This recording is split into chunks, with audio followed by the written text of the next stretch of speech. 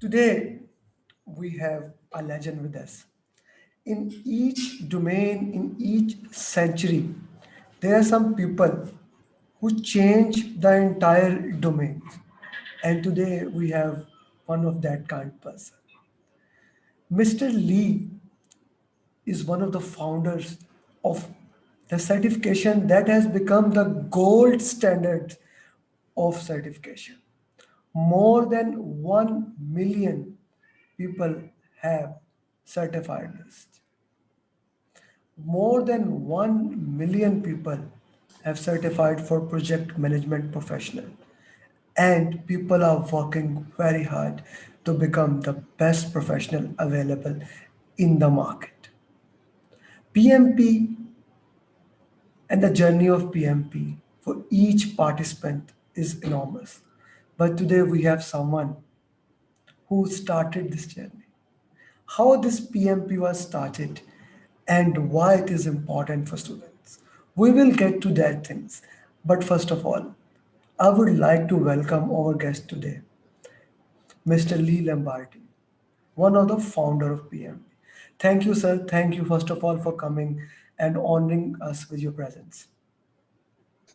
Well, you're very welcome. I welcome any chance I get to talk about the PMP and what it's done for the profession and how people have sought it out as a way to measure their knowledge and capabilities in project management. So I'll talk about it anytime, drop of a hat. You name it, I'll talk about it because I absolutely believe in what we've accomplished with the PMP. I would say 100%, even I can say more than 100% agree with that because Mr. Lee is not only just the founder of PMP, just go to LinkedIn and type hashtag PMP. Anyone, anyone, I mean, and the word who did PMP and they put there that I have cleared PMP, Mr. Lee will be there personally congratulating them. This thing took a lot of his time, and I know he's a very busy person and a very important person. But this shows his commitment. This shows his love for his profession. So, Mr. Lee, why don't you share us your entire journey if you can? And we would love to know, the viewers would love to know how all of these things started. And then we will have some questions. Basically, people have given me so many questions to ask you, but we will try to get as many as possible in the time. Sure, I'll be happy to. I love to tell the story. I need to give you a little backstory so you understand where I'm coming from. I'm a mechanical engineer by training and started my serious work with General Electric in the late 60s and early 70s. And at the time, General Electric had a big government contract and they were required to implement earned value management system on that contract.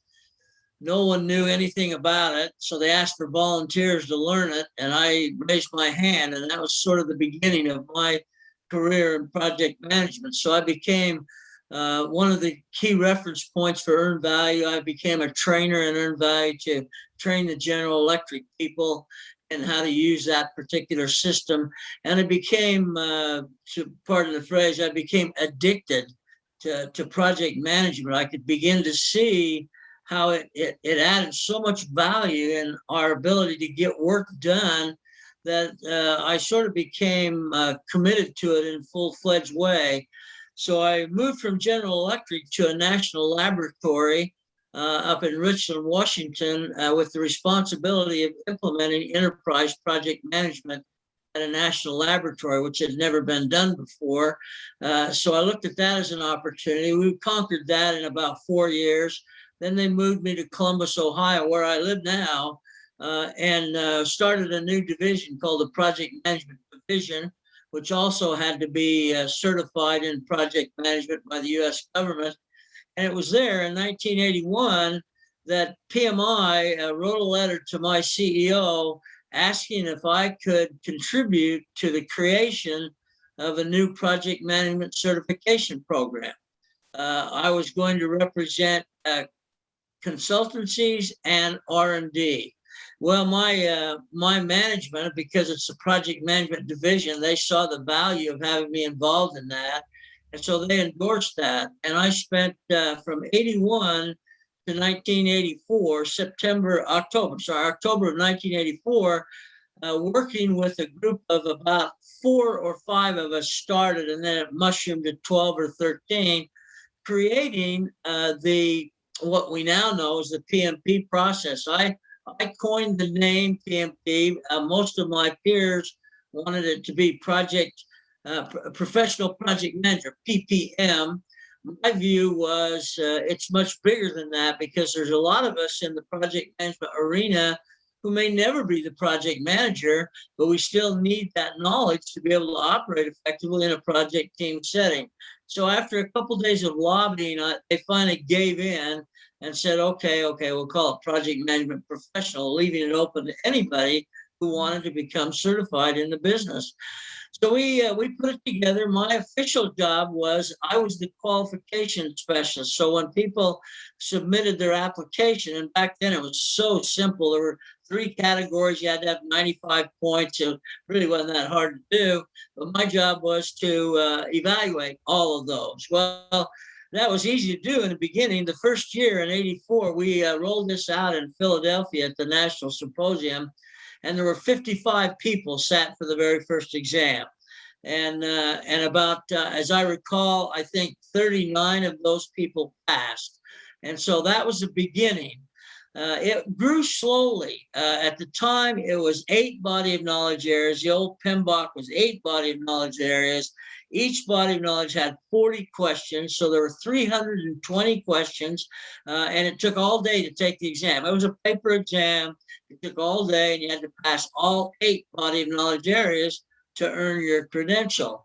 And once you took the test, then because it's all paper, it would be 3, 4, 5 weeks before you found out if you passed. Not like now, where you push the button and boom, whether you passed or not. So you had to wait that long. Well, all of us on the committee, which, by the way, 3 of the original 5 have passed on, so it's just me and one other guy left.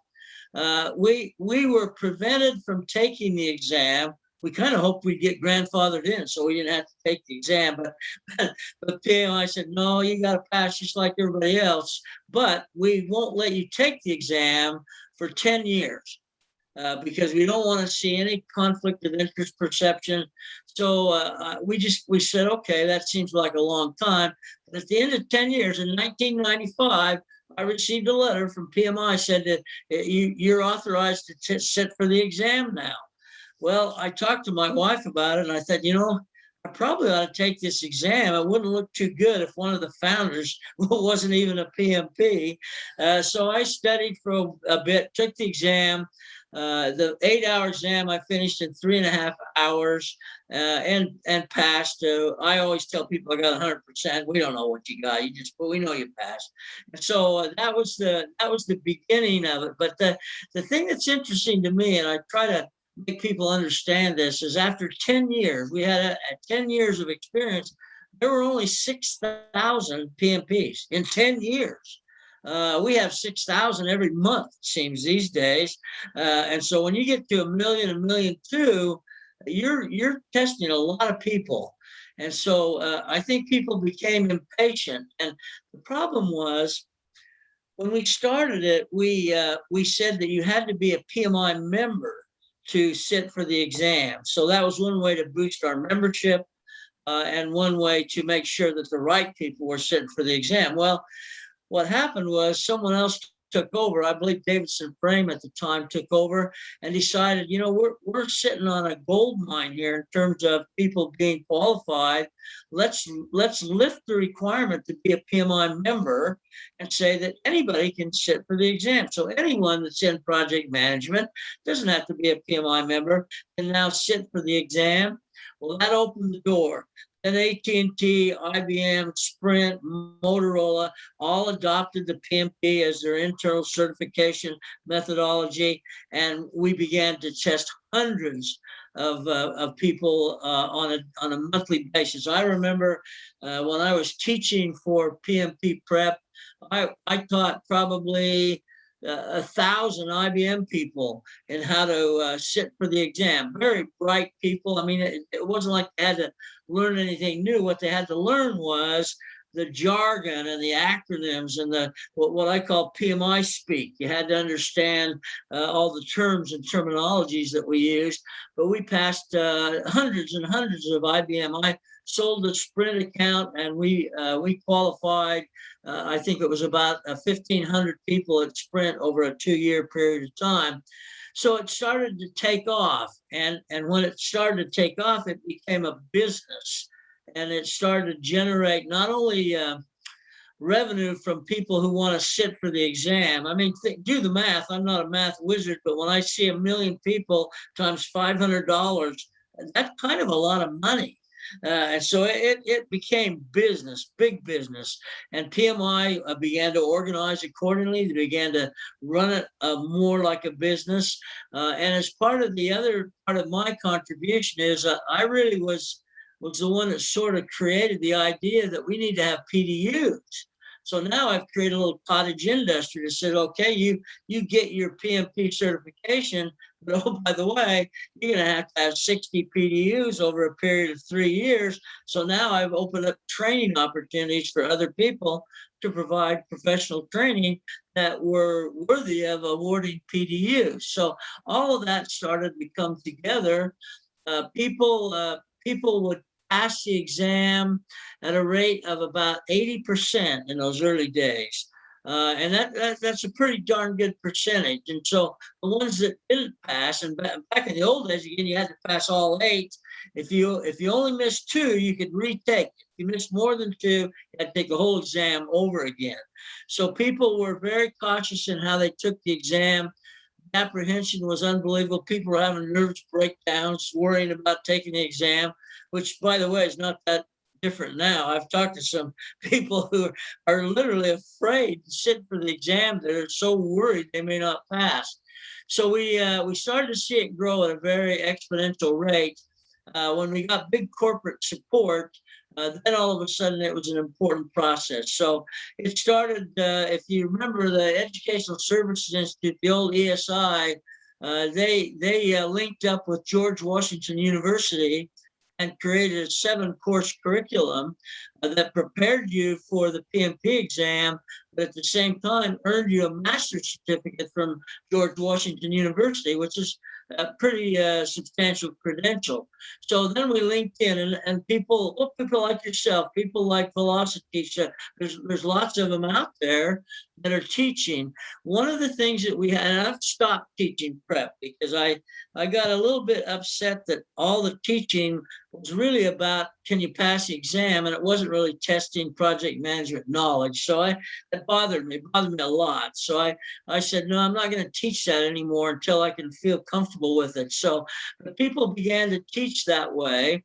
And it mushroomed. I mean, literally, there were hundreds and hundreds of people teaching prep. There were cheaters stealing information and putting it on the web, guaranteeing they'll get you your PMP. You don't even have to sit for the exam. You just give us your money. We'll make sure you get it. So that got out of control. Well, this last year, PMI realized that the quality of instruction for PMP had deteriorated substantially. So they created this ATP, Authorized Training Provider Program, that basically said, if you're going to teach PMP prep, you're going to be evaluated by PMI to be sure that the quality standards are being met. And so that created some bad feelings, but mostly among those people that were not really that good to begin with. And so ATP qualified instructors, you can be sure that you're going to get a good quality instruction. You're going to get materials, which PMI provides a bulk of materials. You can augment those with your own. But now when I sign up to take a class from you or from any of the ATP qualified instructors, I have some level of confidence that they have passed the exam themselves in terms of being qualified to teach that particular program. The evolution of the PMBOK has also been a challenge, because every 4 years we review the PMBOK and we create additions and supplements to the PMBOK. And that's gone on through 6 editions. Now the 7th edition, we're already a year and a half late with the 7th edition. And my understanding is that's because of some ISO approvals, not PMI's delay, but ISO standards requiring certain things to be there before they'll approve it as the ISO standard for project management. So we're a year and a half behind. But not only that, the change in content is so substantial that it renders a lot of the old training materials not as valuable as they once were. And this is the advent of agile. Now I'm not an agilist. I don't have all those certificates, but I mean I get it. I understand what agile is, and it's taken over the world right now. And even the 7th version of the PMBOK has incorporated substantial amounts of agile connotation to help people understand the full cycle of project management. There's arguments that agile isn't a project management process, it's a mindset, and we could have that argument all day and probably never resolve it. But the fact of the matter is, it's been included in spades in the PMBOK, in the 7th edition of the PMBOK, and there are some of it even in the 6th edition. They started to realize we're moving towards agile, so we better get ahead of the power curve. Part of the problem is the PMBOK has always been developed by volunteers. It's a volunteer input, and so the inputs change from year to year. We saw things. One year they took out the reference to PERT, the program evaluation. We just took it out of the PMBOK, and some of the risk people that have been involved for a long time sort of lost their mind. What do you can't take program evaluation review. That's one of the main risk management concepts that we look at from variability standpoint. So they argued. Finally, in the next version, it was back in. So it changes like that. It's a dynamic document, which probably needs to be controlled at an even tighter level. But what we're seeing right now is we started, in the U.S. and Canada, North America. That's where we really started. That's where it started to grow. Now we're in. I think we have PMPs in almost 200 different countries. And when I look at, and I'm on LinkedIn all the time, and I'm making presentations around the world because I think it's important that we share our knowledge. I mean, some of the people I run into, I'm amazed.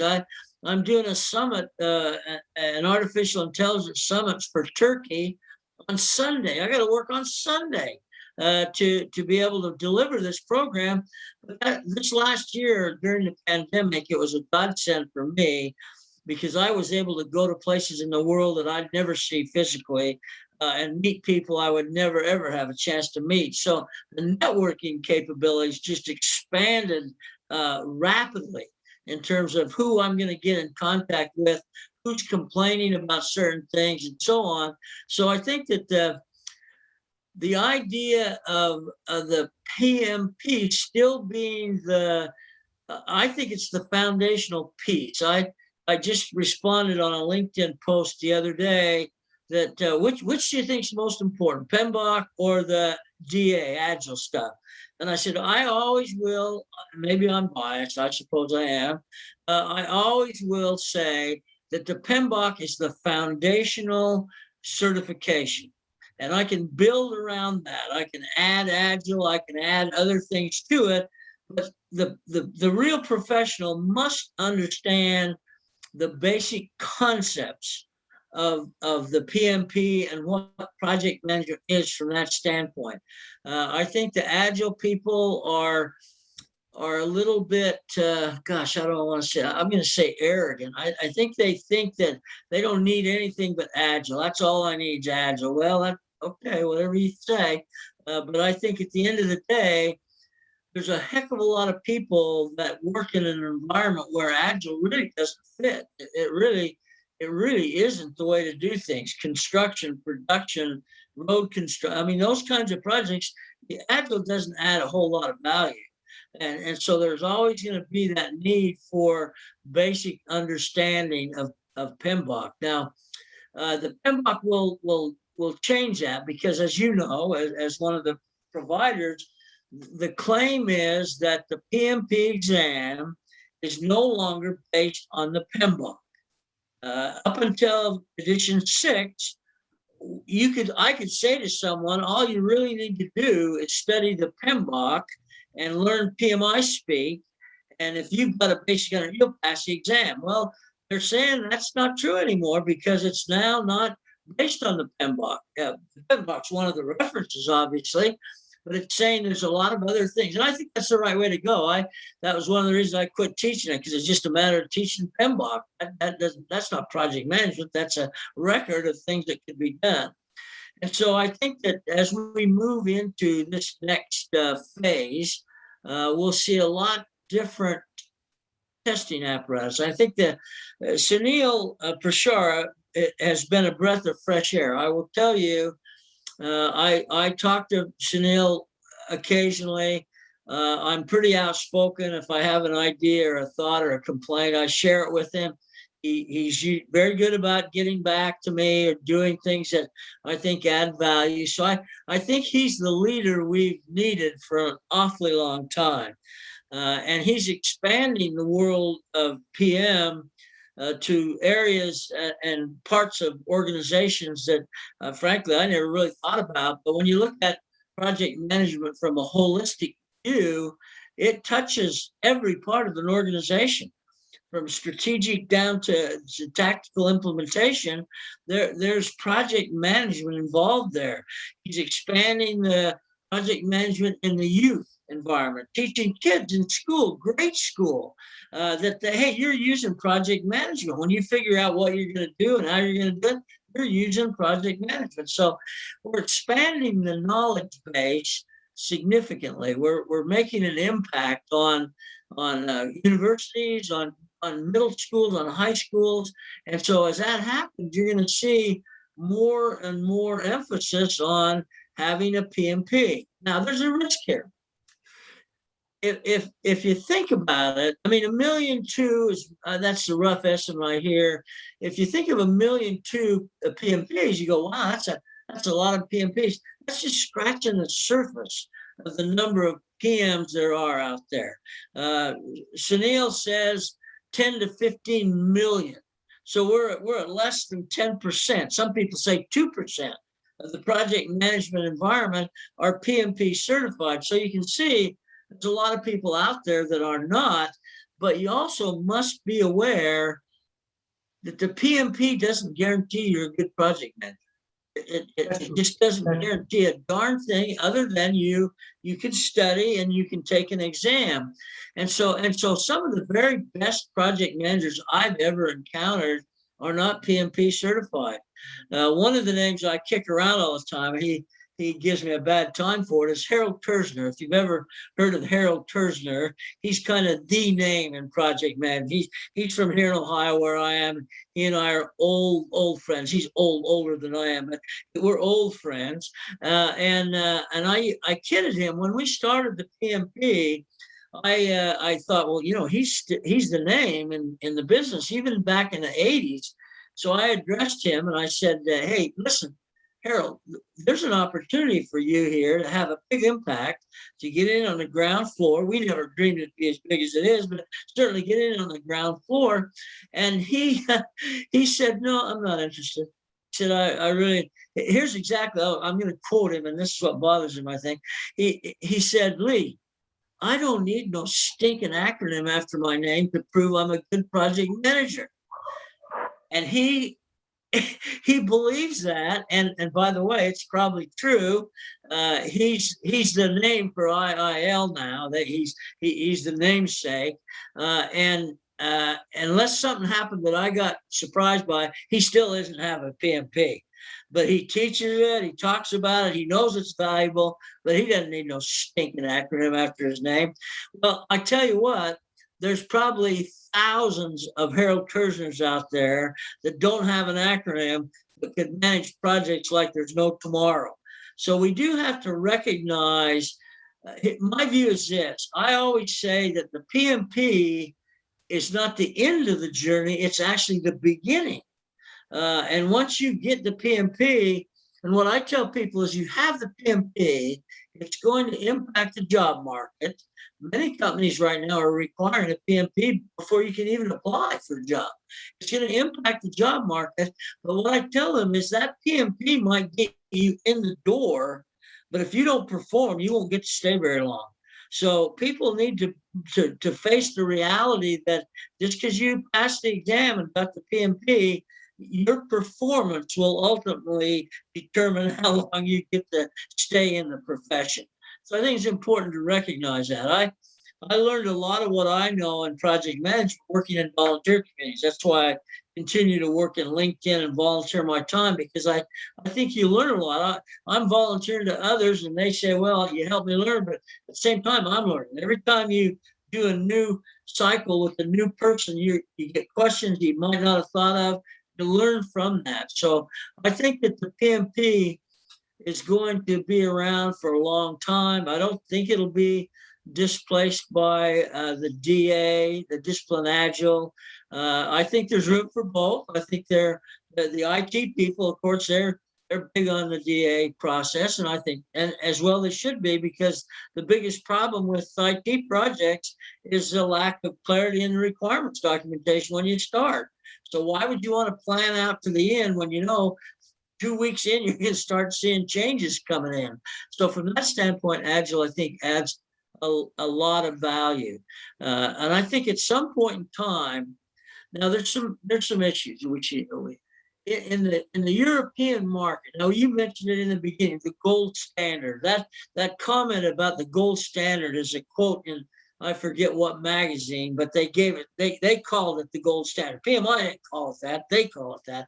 Then we, of course, picked up on it. Well, in Europe and other parts of the world, when you get a PMP, they believe that you are, in fact, a successful project manager. You probably have a history of successful projects behind you.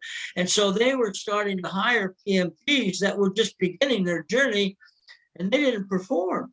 And so all of a sudden they began to criticize the PMP. You're giving us PMPs that can't manage their way out of a paper bag. And so they were interpreting it differently. That's caused a lot of pressure.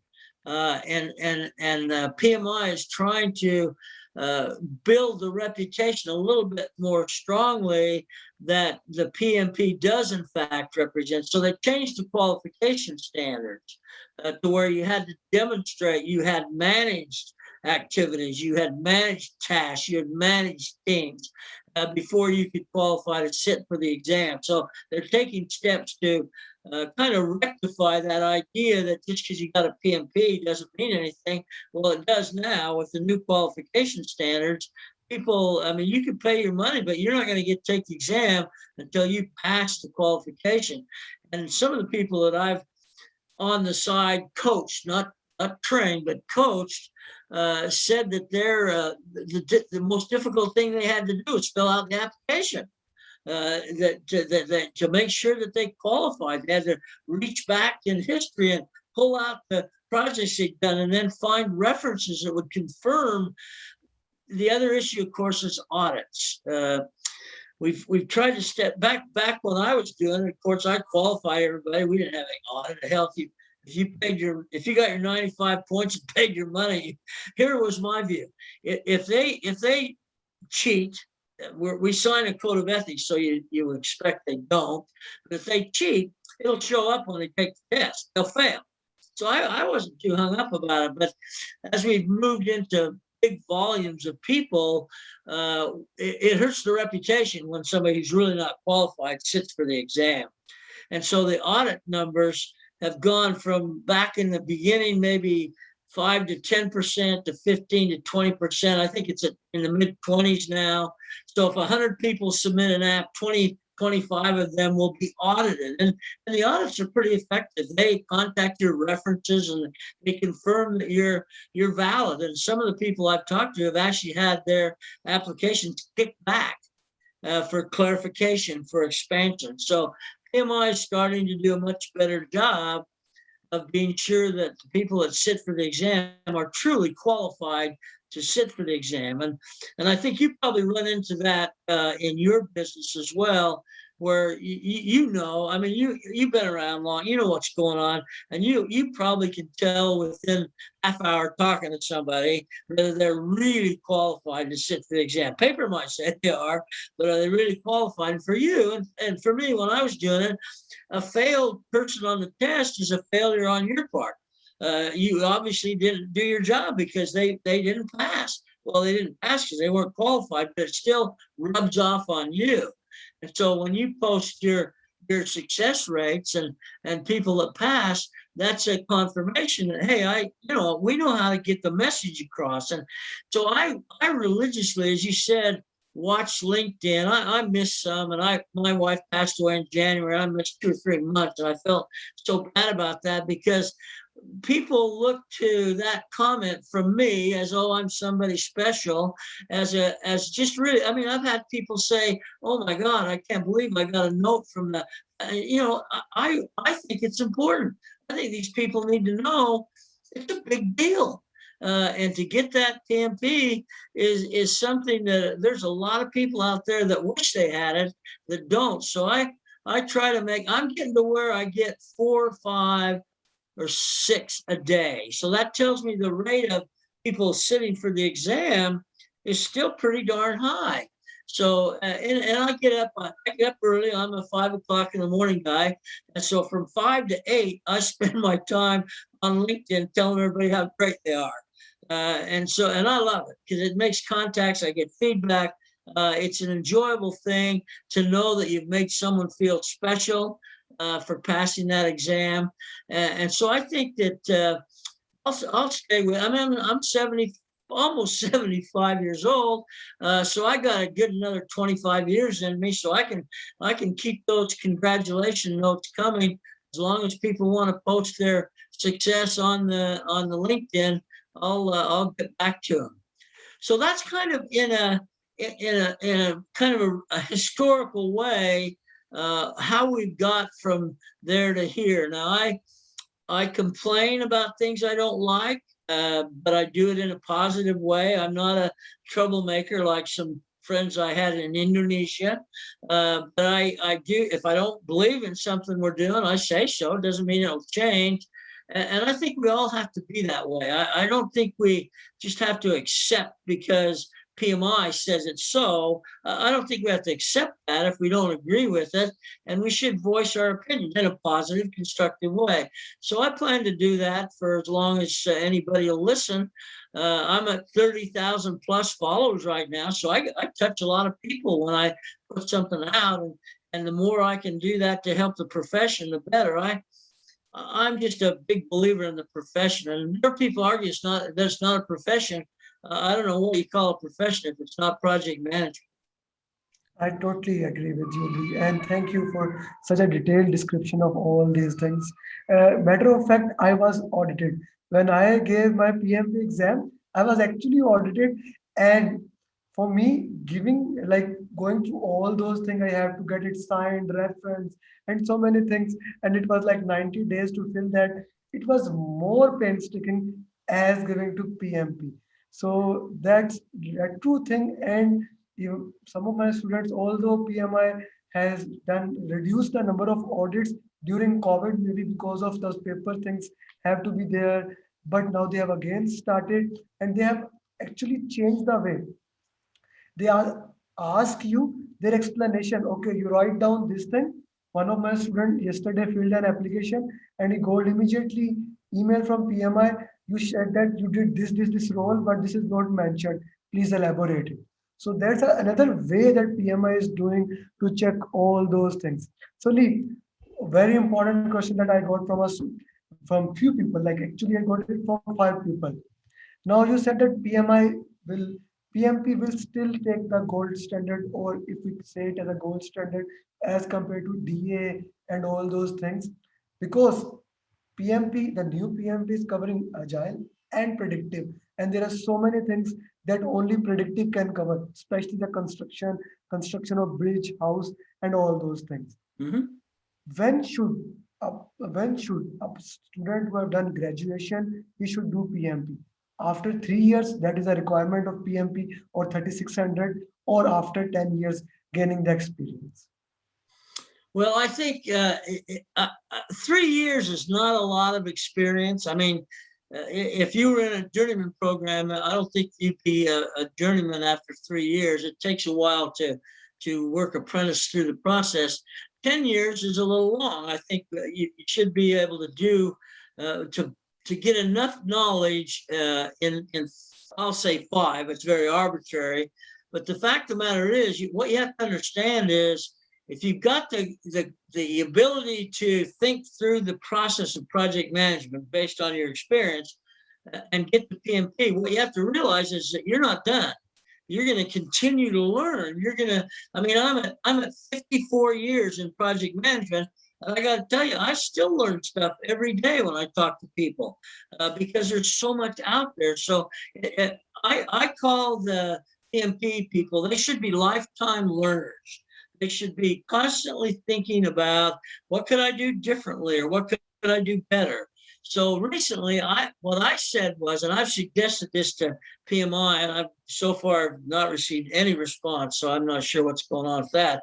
But I believe that you should get your PMP and your DA. I think you should have them both, because in your career, you may be faced with a situation where there aren't any good predictive jobs available for you, but there's some DA-oriented jobs out there. Well, if you haven't taken the time to found your knowledge in the DA process, you're not going to be qualified to apply for those. So my view and my suggestion to PMI is to somehow, I use the word bundle, they don't like that, but to basically get PMP and DA. Now, to me, we've got a ready market of 1.2 million people who need to add DA to their qualifications. And so to market them, if they presented it in the right way, as I've tried to do, I think PMPs would understand, that makes sense. I probably should have both just in case. But I do think, again, 4,500 hours is the standard that we've used for, forever. And I'm not sure that's really enough. But as long as we understand, if I get it with 4,500 hours, I still got a lot of learning ahead of me to become a real project management professional. Okay, that was a great answer. You have already answered a lot of questions, like how in this question you answered what to do to get a better job in the future, like do DA that can help you along with the PMP. In addition to that, as market is moving, what do you think, uh, as we are entering into 2021, and now the pandemic is almost over in US, North America, Europe, but it is still in India and all those areas. What do you think in next 10 years will be the most important skills in job market, and especially for project managers? Well, I'm I'm not a dedicated tool guy. I think there's tools out there. The rate of new automated tools is such a rapid rate that I could never keep track of all that. But I do know what I need in the way of information. So I've got to look at, how do I get the information that I need to support decision making. You have to remember that project management is basically about decision making. Well, I have to have a lot of background information. I have to have a lot of things to be able to make those decisions. But I think PMI is starting to recognize, I recognized this years ago, is that the real key to success is our soft skills.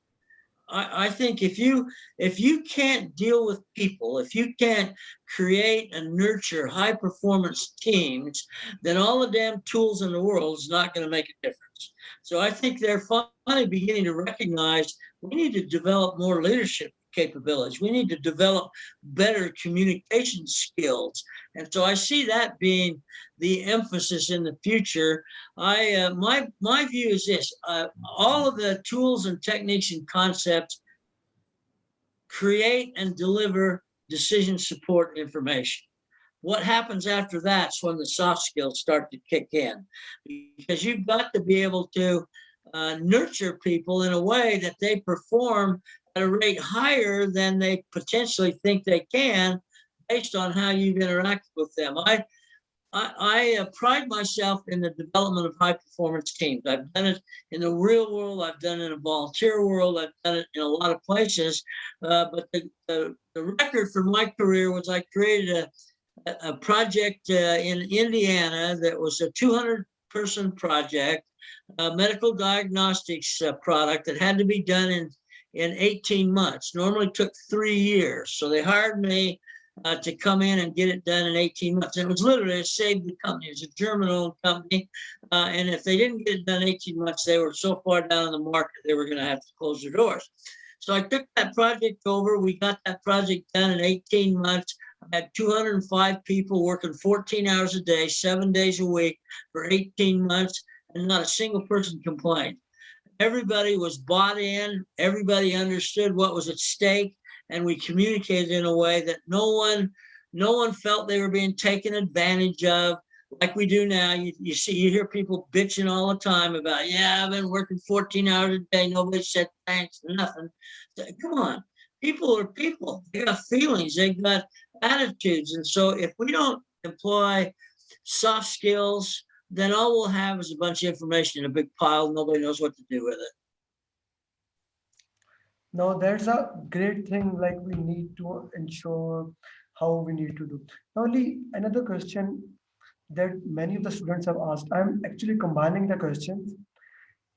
There are so many times that we feel bad customer, bad sponsor, tough client, and whatever we produce, they will always ask for next iteration, next iteration. That's also one of the thing. So professionally, how to deal with those people and how to develop those skills that as you become a better project manager, we know we have all the tools, we can use active listening, but professionally, how to survive those bad environment if you are becoming a better project manager. Yeah, I've been in one or two of those, and it's part of the problem. I hate to blame management here, but it's management's responsibility to not do that, not expect that kind of performance from people. We go back to my 18-month project. The CEO of that company pulled me in after that project was successful. Now I was a contractor, and he said to me, Lee, nice work on the project, exactly what we needed. He said, I've got two more I want to run just like that. And I said, no, not with this team of people. You can't go back to that well and expect them to do the same thing again. People will rise to the occasion. People will create miracles, but one of the reasons they call them miracles is that they don't happen every day. And so if you went back to that same team and said, hey, boss wants us to do two more just like that, they'd have quit. They would have quit.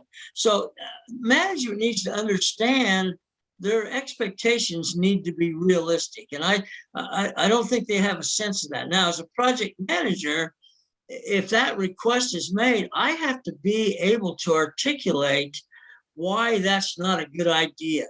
I have to be able to get management to see that their expectation is beyond reality. Now, if you can't do that, then you're stuck. I mean, you got to decide you're either going to go somewhere else or you're going to go ahead and try to get it done. But the fact of the matter is, most of those kinds of decisions are made by management without the proper education in terms of what the impact of what they're asking is. So I think project managers have a very serious responsibility to not be yes people. Don't just say yes to everything. Evaluate the impact, not on you, but on your team. The team is what you're really dealing with here. They're the ones that'll feel the impact the most. So it's a job that we have to do. It's not one thing I remind project managers of frequently is that project management is not a popularity contest. Project managers are not liked by everyone. I can tell you that right now because we make hard decisions. We do things that some people don't agree with. That's what project managers do. If you're a project manager and everybody likes you, you're probably doing something wrong. That's kind of the way I looked at it for years. That is so true that if you are like everyone is liking you, you are doing something wrong. That's a great thing. Now, Lee, after doing PMP, there are There's so many students, especially in the last 1 year, who have done PMP, but they are unable to land not even a good job, but actually no job at all. So, what will your advice to be to those people? Okay, they have done PMP, but how to land a good job in these environments? Well, I'll tell you the one thing that I do. I actually deal with a lot of personnel recruiting people and HR managers on this because they ask me, how do I screen? How do I know that this person is really going to be capable? Because you'll say anything in an interview. Well, I know how to do that too. Everybody does. And so what I tell them is ask for case studies of one of their projects or two of their projects. Ask them to tell you what they did, how they did it, what problems they ran into, how they resolved it. And if they can tell you one or two specific case studies that confirm they know what the heck they're doing, then you're on the right path. But I don't, most interviews, they won't take enough time to do that. And most people going for the interview, they don't want to take time to create a quote case study that confirms how good they are. Big mistake. If you want a good job, you got to prove you're good. It's as simple as that. So that's a great advice for everyone who's listening. Let me just rephrase what Lee said. If you are going to your job, be prepared. If you are going for an interview, and maybe have a one or two case studies how you have solved such kind of problems in the past. That can basically lead your thing. So Lee, one final question. Okay. Now we have a lot of questions, but we are running out of time. Your time is very precious. We know that. So one final question. We know communication skill is important. We know learning Primavera, Microsoft Project. There are so many tools. Actually, you are 100% right. Daily a new tool is coming to manage how the project. I'm not gonna talk about tool. What is the number one skill you see today, not in future is too much unpredictable. I understand that it is very difficult to say that this number one tool will be there, but what single skill skill that a project manager or a human being or someone who's starting needs to develop, and that can be developed and that can change their career, or maybe the skill that you have developed that have helped you in your more than 54 year of career. Yeah, that's a darn good question. I can't. I have two things that I demand from the people that worked on my projects, and I think there's skills that you have to have if you're going to be successful. The first one, this is going to flash back to the very beginning of time, is the ability to create an effective work breakdown structure. I think for any project, if you don't define the work breakdown structure, you're not defining all the work that needs to be done. So how are you going to manage the work if you don't have all the work identified? So I invest quite a little bit of time. It's a Q&A kind of environment. What about this? What about that? And by the time I'm done, I've got a fairly comprehensive work breakdown structure. And it's hierarchically oriented, so I know how things fit together. Okay? I can't do project management without that. I really truly can't. The second one, which is almost as important, is what I call an integrated logic network schedule. Now I've got the work identified. Now I need to look at what's the flow of that work through time. What are the logic relationships between one WBS package and another? And once I set that, and once I decide that I have the flow correct, I've just set myself up for almost everything else that goes in project management. With the work breakdown structure, I can assign resources, I can do risk analysis. I mean, it's just amazing how important that is. But yet I see projects with no work breakdown structure. I see a work breakdown structure. They say, oh, yeah, and they bring me a Microsoft schedule. That's not a work breakdown structure. And so they've short circuited the process. And the reason for that is because developing a good one takes time. You have to invest time in a work breakdown structure. And then once you've got that integrated logic network, think about this for a second. Any one of those work packages incurs a problem, a delay, or gets done early. I plug that into the system and it tells me immediately what the impact on the project will be. How you manage projects without those two, I have no idea. Now that was like, I really loved it. I was not expecting it, but that entirely changed my perspective about how important it is to understand work breakdown structure and how important it is to understand the network diagram. And that is so much true. Not just the project. I was like out for shopping few hours ago with my family, and we had this thing. We want to make sandwiches. We need this things Yep. for this things, and that is work breakdown structure. We found out this thing, okay, this is not missing, this is like we haven't made it on the paper, but that was in the mind. So awesome, that was, so that is important, very important. Thank you, Lee, and I hope that we can do same thing in the future from maybe some other topics which you can share your insight how these things can help. Thank you very much for your time, and you have been very generous. And for everyone, just go to LinkedIn and type Lee Lambert, and you will see this man's comment everywhere. And I hope you can send in the request. Still, Lee, you have 32,000 followers or more than that now. I do. Yep. More than 30,000. So still, Lee has 2,000 push, and he can add you if you are a project manager, if you are a PMP.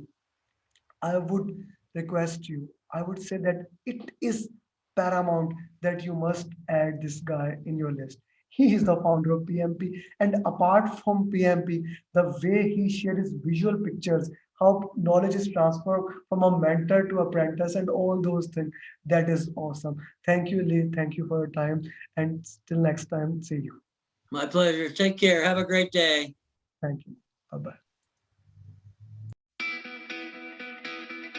Anand just cleared PMP like 10 minutes ago. Ali have cleared PMP with above target. Congratulations, Raheel, on clearing your PMP in first attempt. You cleared PMP exam with 5 above target.